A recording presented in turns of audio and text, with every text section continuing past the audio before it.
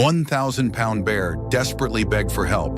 The ranger's response was unbelievable. The Canadian wilderness stretched endlessly, blanketed in snow that clung to every pine and branch, muffling the world in a profound silence. Park Ranger John Mackenzie adjusted his gloves, the worn leather creaking softly as he exhaled, breath clouding in the icy air. Winter's grip was absolute, turning familiar trails into a maze of white. Even the river, usually a restless thread through the trees, lay frozen and still. John had spent years patrolling these woods, learning their language, the rustle of branches, the warning cries of ravens, the subtle tracks of elk and foxes weaving through the snow. Today was supposed to be routine, a quick sweep along the northern perimeter before dusk fell. But the silence felt different today, heavier somehow, and John couldn't shake the unease curling in his gut. His snowshoes crunched rhythmically, each step deliberate. The radio at his hip was quiet, static occasionally crackling, but offering no real sound, no comfort. He'd left the ranger station at first light, hoping to beat the forecasted storm. Solitude was part of the job, one of the reasons he'd taken it in the first place, fleeing memories that loomed too large in the city. Out here, amid the whispering trees and snow-laden paths, his mind could find peace. Most days, at least. A sudden noise shattered the silence. A cry, raw and haunting, echoing through the trees. John froze, every instinct flaring to life. It wasn't the call of any animal he recognized. Too ragged, too full of pain. His pulse quickened and he strained to listen, hand instinctively resting on the tranquilizer gun at his side. When the cry came again, a shivering, keening wail, he moved, boots breaking through the crust of snow as he veered off the path. The underbrush was dense, branches clawing at his coat, but the sound pulled him forward, urgent and undeniable. The trees thickened, shadows draping the ground in hues of blue and gray. As John pushed through a cluster of evergreens, he stumbled into a clearing and stopped cold. At first, all he saw was red. Dark splashes of it smeared across the snow, stark and violent. His breath hitched, eyes narrowing as he followed the trail to its source. There, half buried in snow, lay a black bear. Massive even in its current state, the animal's sides heaved with shallow, uneven breaths, fur matted and dark with blood. Its right foreleg was twisted grotesquely, ensnared in a steel trap that bit deep, teeth slick with crimson. Two more traps clung to its hind legs, iron jaws clamped mercilessly around muscle and bone. John's throat went dry.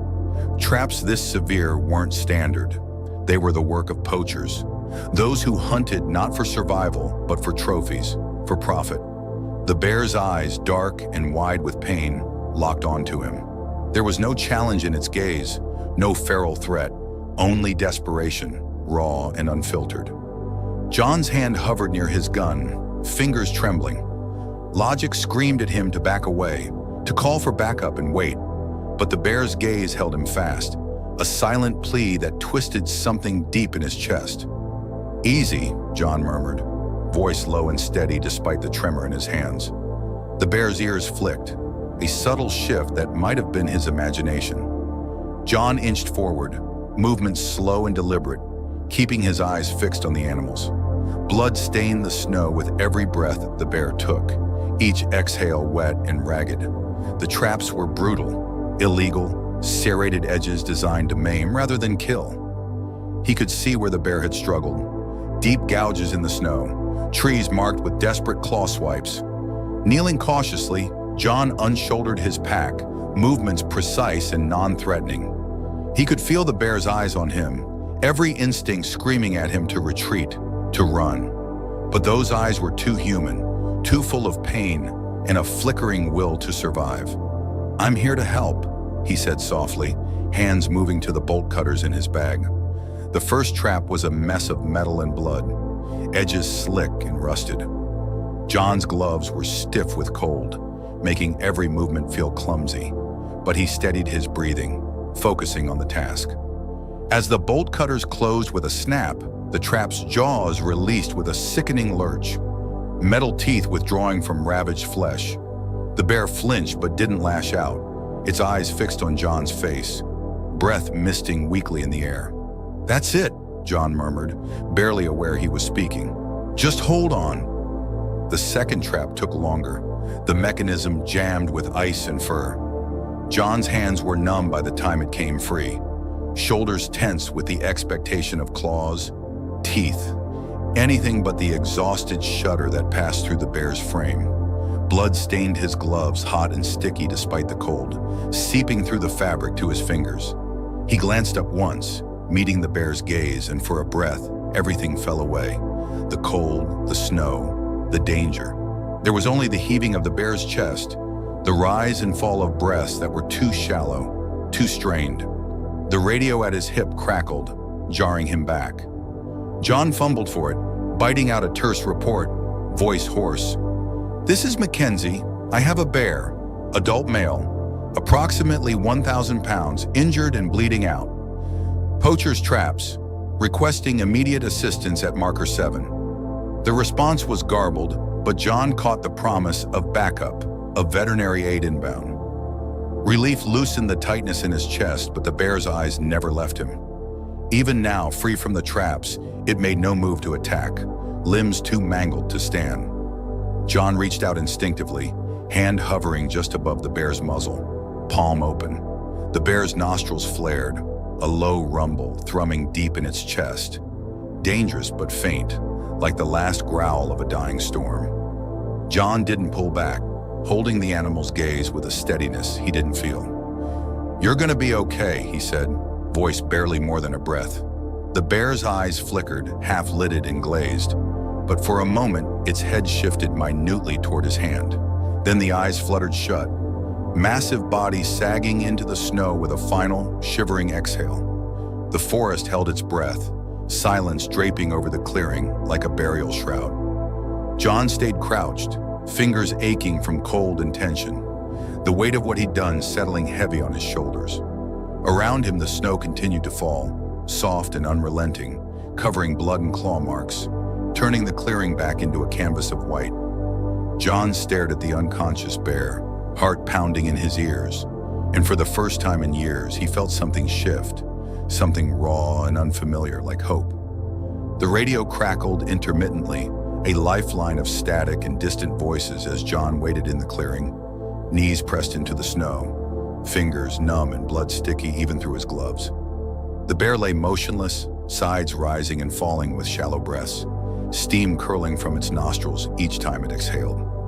John's own breath was quick, uneven, clouding in the cold air as he pressed a hand to his thigh, trying to steady himself. The silence of the forest settled back slowly, the trees murmuring with wind and ice, but the adrenaline still roared in his veins, a relentless thrum. He looked at the mangled limbs, the fur matted with blood, and a flare of anger tightened his jaw. Poachers. The traps had been no accident. They were placed with intent, in a path frequently traveled by game. John's gloved hand brushed the trap's rusted metal, edges slick and jagged, teeth filed to serrate. Definitely illegal. He grit his teeth, rage simmering just beneath the surface. It wasn't the first time he'd found signs of poaching in this part of the forest, but never this close, never this vicious. He adjusted the radio, barking out coordinates again, voice steadier now. Backup was on the way, and so were the wildlife vets. But he wasn't sure how long the bear could hold on. Its breaths were slowing, each exhale more ragged than the last. Blood stained the snow in dark patches, steam rising faintly where it touched ice. John exhaled sharply, scrubbing a hand over his face, eyes never leaving the bear's. He should have seen this coming, should have caught wind of the poacher sooner, should have done more. The guilt sat heavy and bitter at the back of his throat. He'd been patrolling these woods for years, had prided himself on knowing every path, every stream, every scent the wind carried. But he hadn't seen this. His fingers twitched restlessly, a nervous habit, eyes scanning the tree line for any sign of movement. Nothing, just snow and silence. John shifted, boots crunching softly, and hesitated before reaching out, fingers brushing the fur just behind the bear's ear. The fur was coarse and damp with melted snow, but warm. The bear flinched slightly, a low rumble deep in his chest, but didn't pull away. "It's okay," John muttered, voice low and steady, though he wasn't sure if he was reassuring the bear or himself. His palm pressed gently against the animal's neck, feeling the sluggish pulse beneath muscle and fur. Too slow. The snow continued to fall, a soft, relentless curtain. John glanced at the sky, squinting through the thickening flurries, and his stomach twisted. If the storm came in faster than forecasted, backup might not reach them in time. His radio crackled again, a voice cutting through the static. Anderson from the station, saying something about blocked roads and delays, about holding tight. John cursed softly, fingers tightening instinctively. The bear shifted minutely, a tremor passing through its massive body, eyes fluttering open to slits, dark and unfocused. The look in them was raw, a mix of pain and exhaustion that tugged something deep in John's chest. He swallowed hard, jaw clenching. He couldn't just wait here, watching the animal bleed out in the snow. His hands moved on autopilot, unzipping his coat and pulling out a small emergency kit. Bandages, antiseptic, gauze. It wouldn't be enough, not even close, but it was all he had. The bear's breath hitched as John pressed gauze to one of the wounds, blood welling hot and dark against white fabric. "Easy," John murmured, voice steady despite the tremor in his hands. The bear's eyes flickered, teeth baring faintly, but it was too weak to move, head sagging back into the snow with a low, defeated rumble. John worked quickly, hands methodical and precise, trying to ignore the blood seeping through his gloves, the way it steamed faintly in the cold. The minutes bled together, the clearing shrinking to the sound of the bear's strained breathing, the rustle of branches under snow. By the time John pulled back, hands shaking with cold and tension, the makeshift bandages were soaked through, crimson stains stark against white. He swallowed hard, breath fogging in short bursts.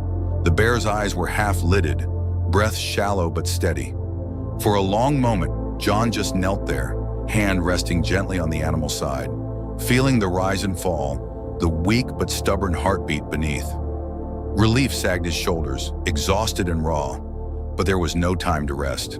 John forced himself to his feet, joints stiff and aching, eyes scanning the tree line for headlights, for any sign of movement. The radio spat static, but nothing else. A low growl made him freeze, head snapping back down. The bear's eyes were on him, dark and glassy but focused. John's breath caught, heart pounding in his ears, but the bear didn't move. Gaze locked onto him with an intensity that left him momentarily breathless. Not anger, not fear, something else. Something raw and unfiltered that sent a shiver down John's spine. Trust, or something like it. He exhaled slowly, tension bleeding from his shoulders. "You're gonna be okay," he whispered, the words half a promise, half a prayer. The bear's eyes fluttered, breath slowing, evening out, and John stayed crouched beside it, fingers brushing the coarse fur in slow, careful strokes, listening for sirens, for voices, for anything but the silence pressing in. Snow gathered in his hair, cold and wet, seeping through layers and biting at his skin, but he barely noticed, gaze fixed on the bear's face. On the way its eyes flickered closed, breath huffing softly through its nose. Time blurred, minutes stretching into an hour, maybe more, until at last headlights cut through the trees, tires crunching over ice and snow. John exhaled sharply, tension melting from his spine as the vet's van pulled into the clearing, doors swinging open to spill light and voices in blessed, overwhelming relief into the gloom. He staggered back, legs numb, watching as the vets moved in a flurry of motion. Sedatives and stretchers and quick, calm voices assessing the damage, spooling words of reassurance and urgency.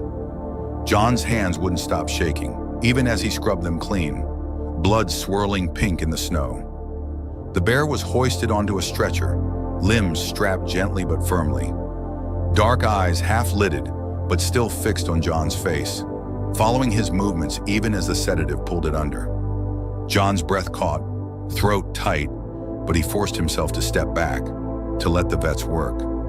His fingers twitched restlessly, eyes never leaving the bear's form, the way its chest rose and fell with slow, measured breaths.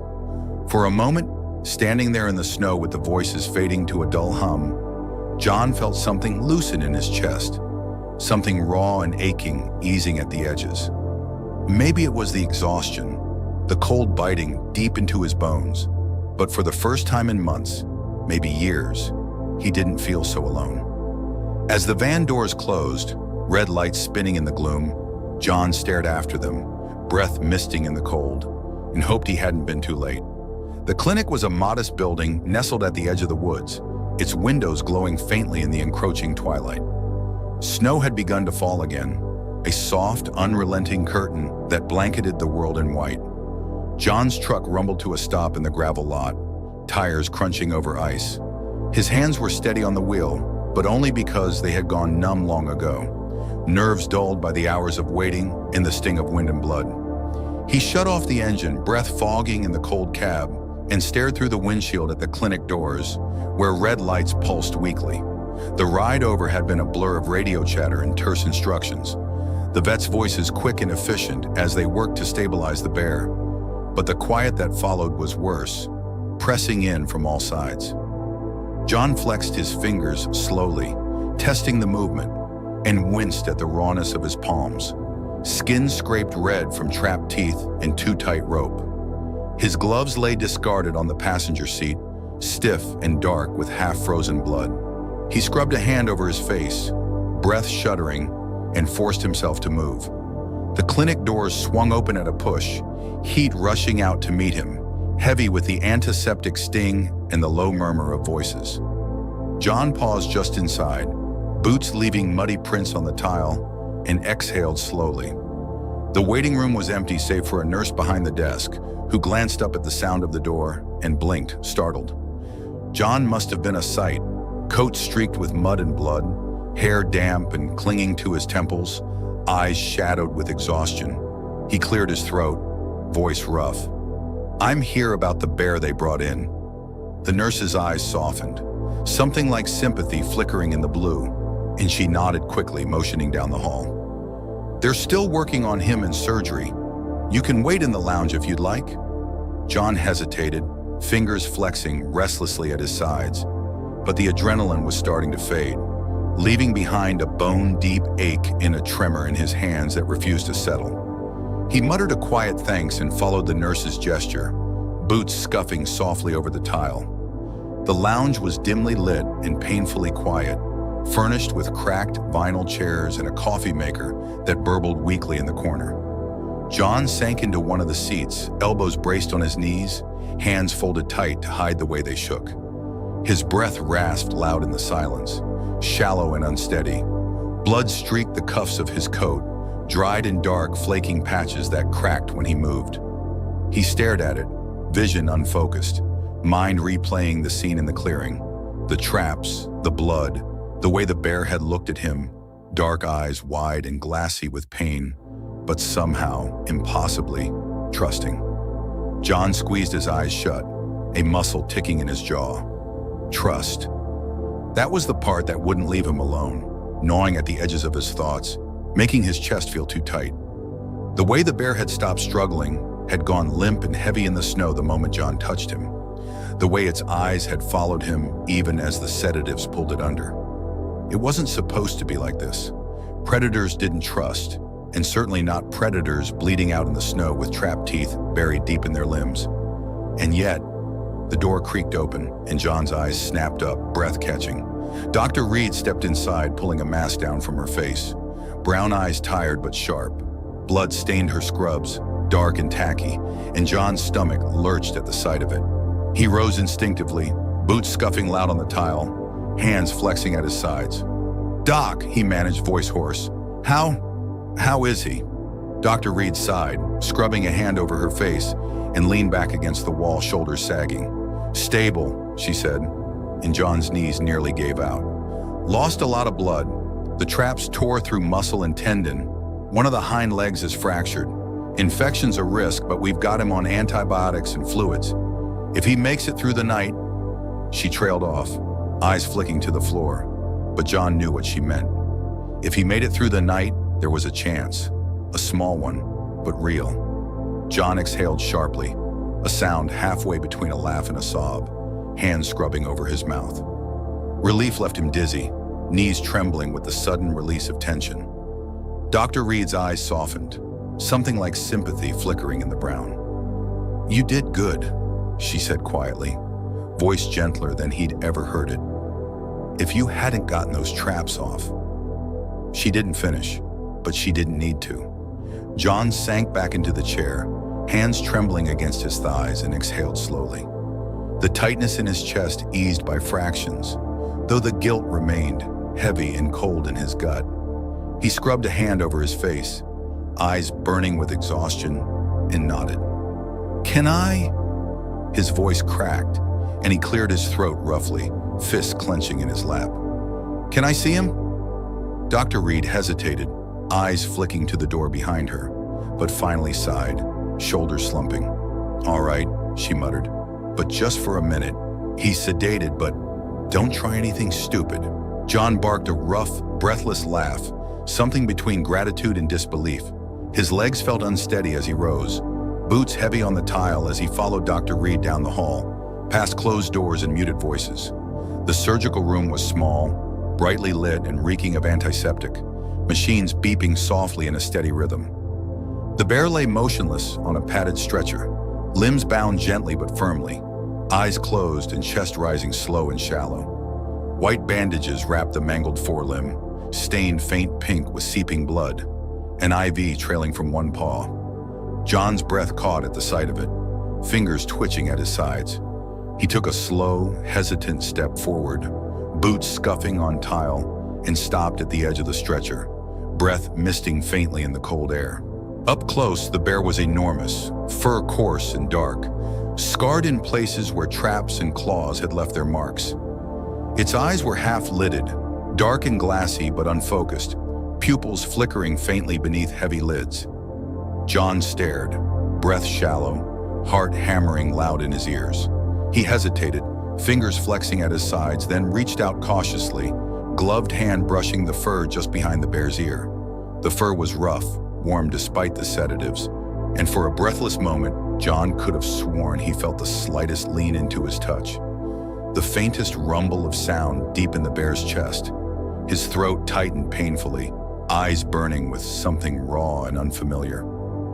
"You're gonna be okay," he muttered, voice low and unsteady, more to himself than to the bear. "You're safe now." The bear's eyes flickered, just for a moment, then stilled, breath rasping, slow and even. John stayed there, hand resting light and hesitant on fur, and for the first time in years, the silence felt less like a weight and more like a promise. The wind outside the clinic had picked up, snow swirling against the windows in soft rhythmic taps that mirrored the steady beeping of the machines.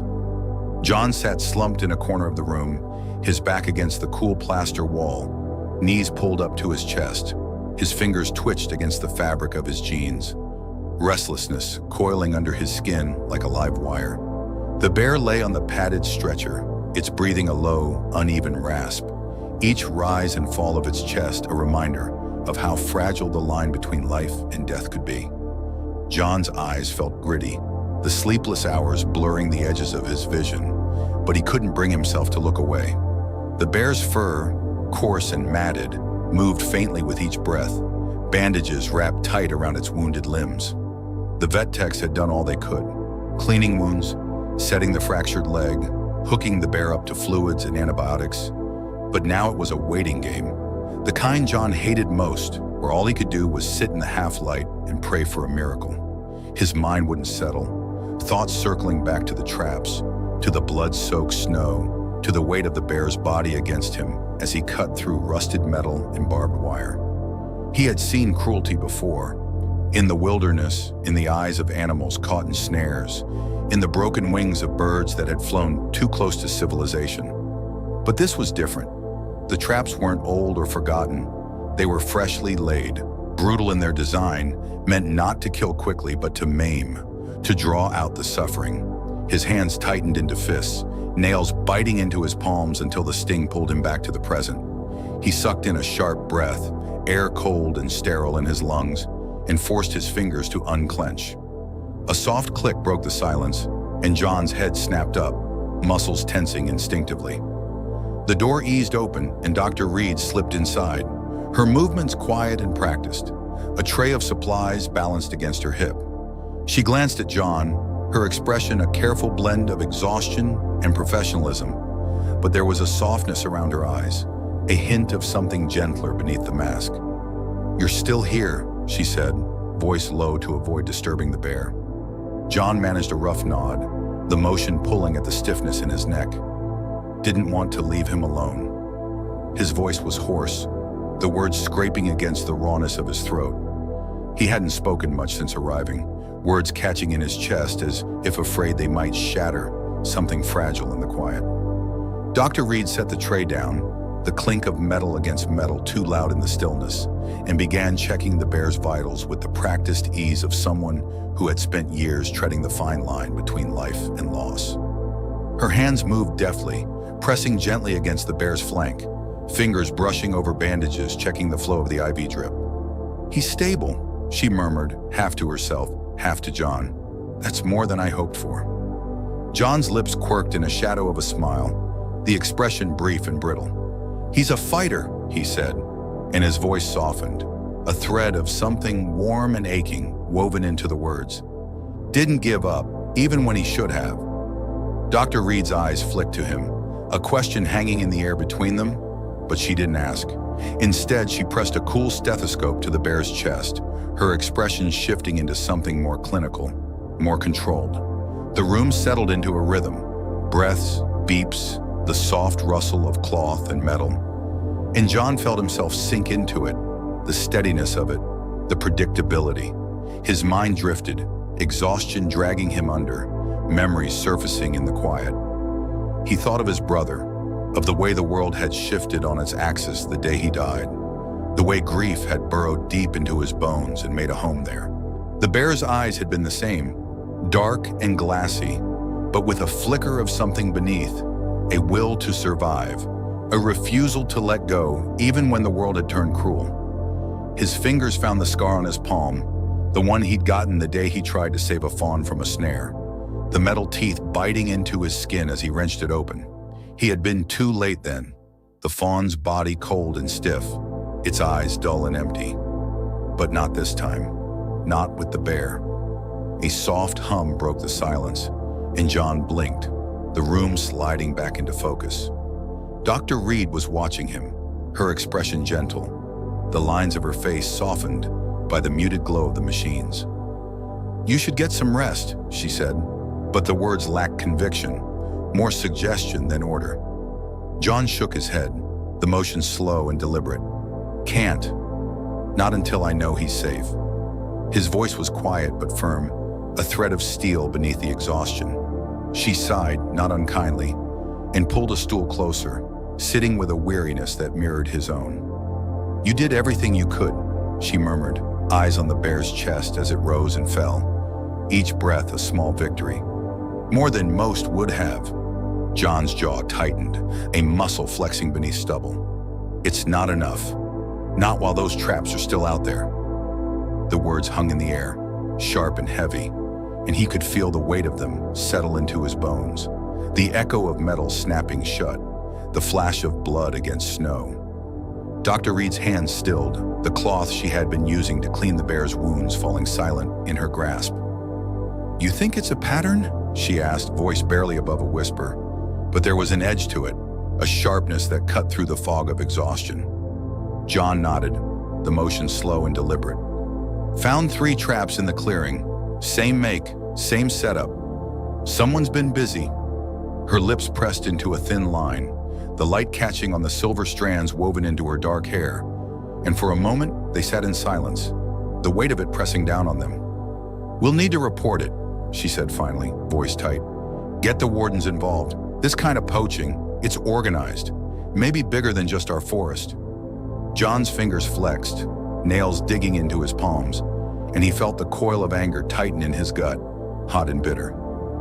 "I won't let them get away with it," he muttered, the words a promise, a vow etched into the quiet.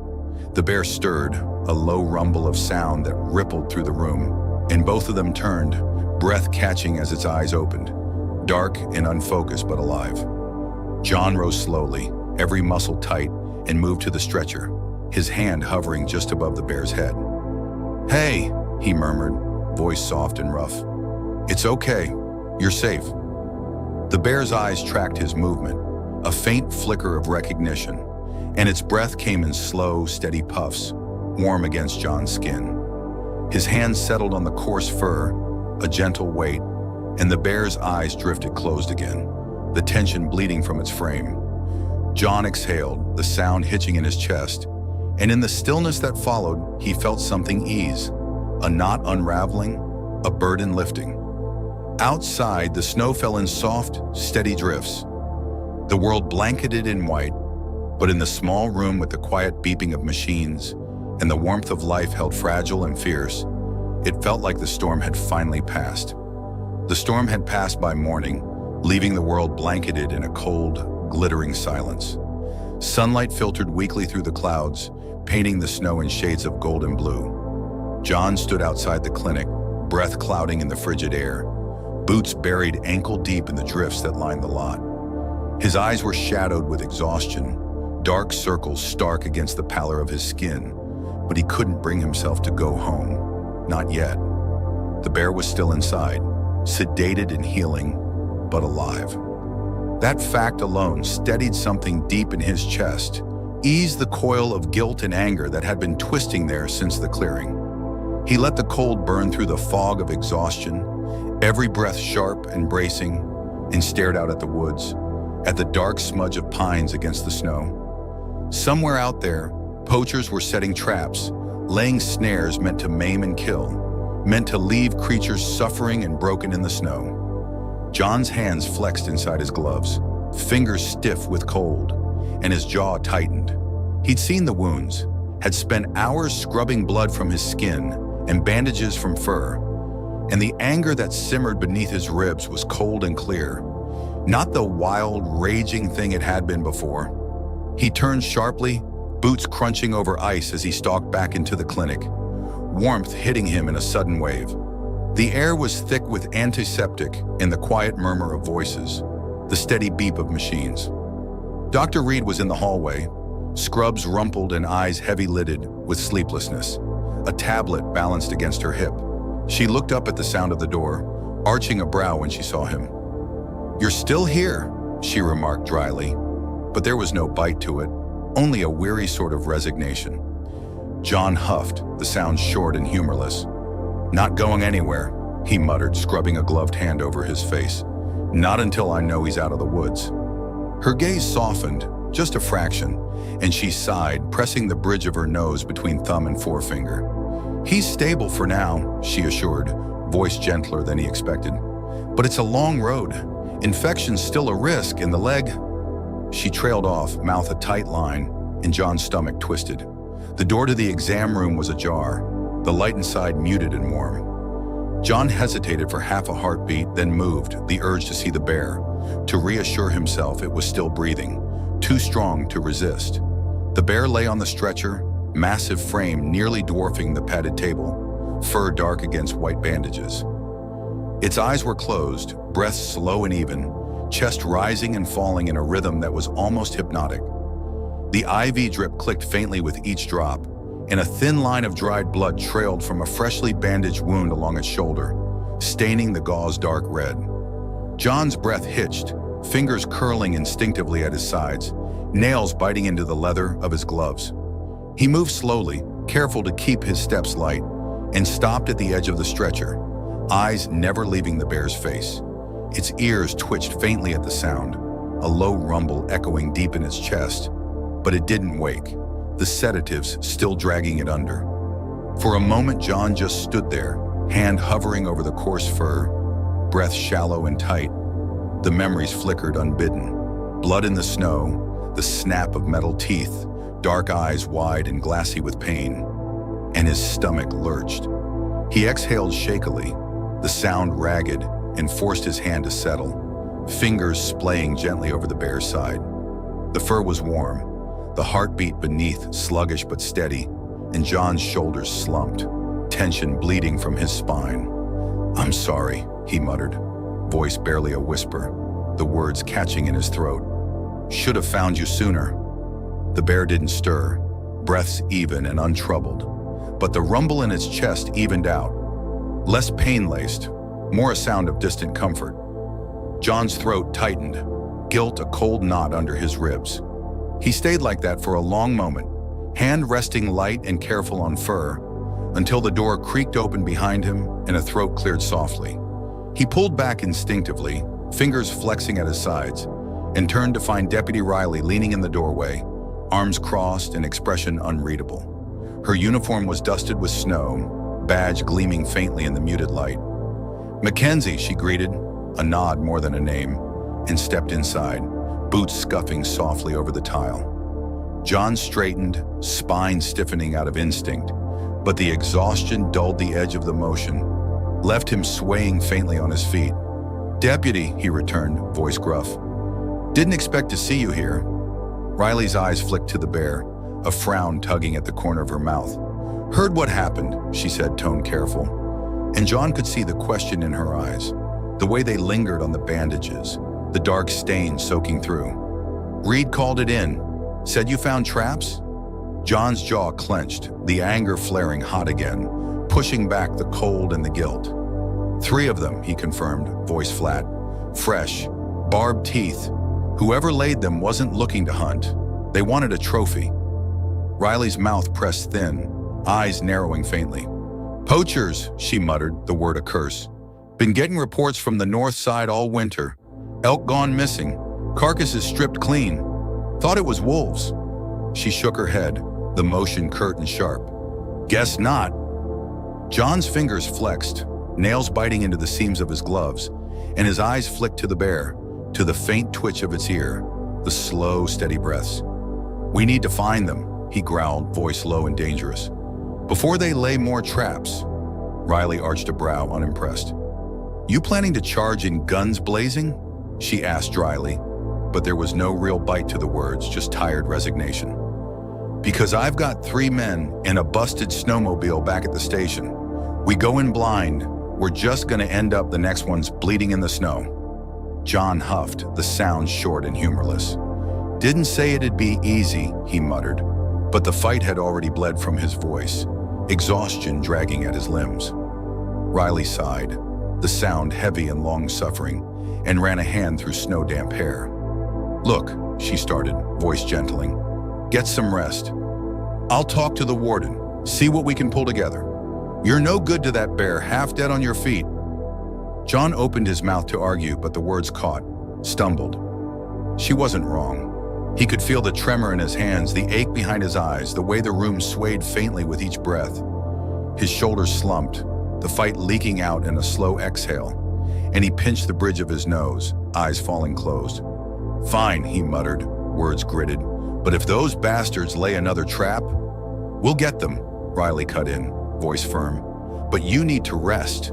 Her eyes softened, just a fraction, the hard line of her mouth easing. "The bear's safe for now. You did good, Mackenzie." The words settled warm and unfamiliar in his chest, an ache and a balm all at once. And for the first time since the clearing, since the blood-soaked snow, John felt something in him ease, a weight lifting just enough to let him breathe. The bear's breath rasped slow and even in the quiet, a rhythm that matched the slow, steady thrum of John's heart.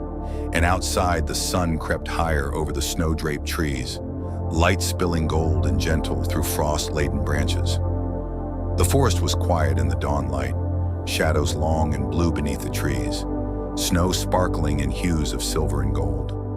John's breath misted in the frigid air, each exhale soft and measured, boots crunching over frost-hardened ground. The chill bit through his coat, but he barely felt it. Focus narrowed to the path ahead, to the weight of the rifle slung across his back and the faint, steady pulse of the radio at his hip. It had been 3 days since they found the traps, 3 days of restless pacing and hushed conversations, of plans drawn in the snow with gloved fingers and patrols that stretched into the small hours. The bear was still recovering at the clinic, too weak to stand but stable, breaths slow and steady beneath thick blankets. That thought alone eased the tightness in John's chest, gave him something to hold on to when the cold and the waiting grew sharp. But it wasn't enough. Not while the poachers were still out here, tracks winding through the snow, leaving blood and empty snares in their wake. Riley moved ahead, her silhouette dark against the snow, breath clouding faintly as she crouched beside a patch of disturbed ground. John caught up in a few long strides, boots slipping over ice-crusted roots, and followed her gaze to the trampled snow, the faint smear of red and the drag marks cutting through the underbrush. "Fresh," Riley muttered, gloved fingers brushing the tracks. "Less than a day." John's jaw clenched, breath steaming harsh between his teeth, and he scanned the shadows, eyes narrowing against the glare of sun on snow. "They can't be far," he growled, voice low and rough. Riley huffed, the sound short and humorless, but her eyes were hard, mouth a tight line. "Good," she bit out. "Time we had a talk." John's lips twitched, a shadow of a smile, and he shifted the rifle at his shoulder, movements slow and deliberate, muscles tight with readiness.